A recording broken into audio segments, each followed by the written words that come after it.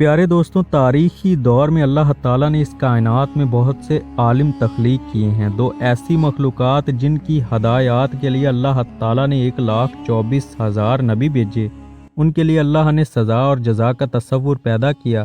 یہ دو مخلوقات انسان اور جن ہیں۔ جنات کی دنیا اسرار کے پردوں میں چھپی رہتی ہے۔ جنات کو انسانوں کی نظروں سے اوجھل کر دیا گیا ہے۔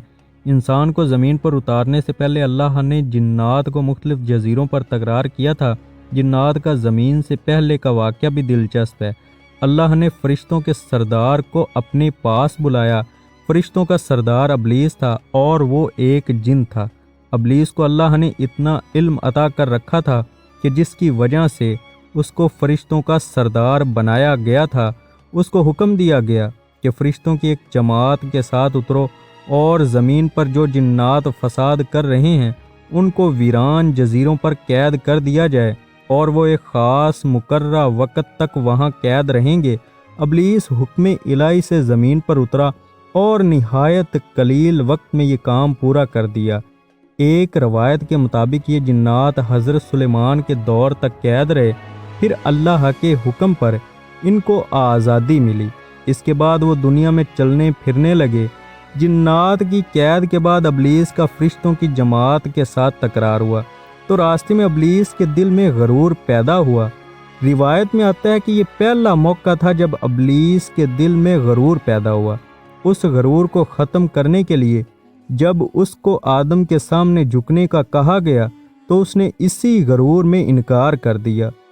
اللہ کے حکم سے انکار پر ابلیس کو شیطان ٹھہرایا گیا۔ حضرت سلیمان کے دور میں جب جنات آزاد ہو گئے تو دوبارہ زمین پر فساد کرنے لگ گئے۔ قرآن مجید میں بھی جنات کا ذکر کیا گیا ہے۔ پوری صورت نازل ہی ہے کہ جنات کے انسانوں پر اثر انداز ہونے کے واقعات ہمارے مشاہدے میں آتے رہتے ہیں۔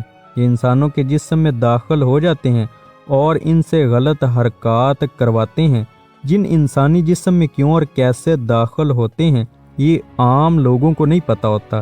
جبکہ ایک انسان برے کاموں اور گناہوں میں ملوث ہوتا ہے تو برے اثرات کا خطرہ بھی پڑ جاتا ہے۔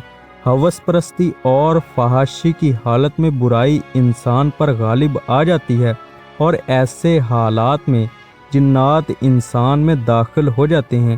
یہ عین ممکن ہے کہ وہ آپ کے چہرے کو ناپسند کرتے ہوں اور اس وجہ سے آپ کے جسم میں داخل ہو جاتے ہوں۔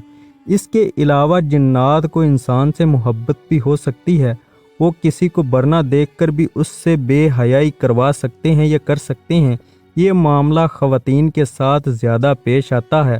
بعض اوقات ہم انجانے میں ان کو نقصان پہنچا بیٹھتے ہیں، جیسا کہ درخت کے نیچے رفع حاجت کرنا۔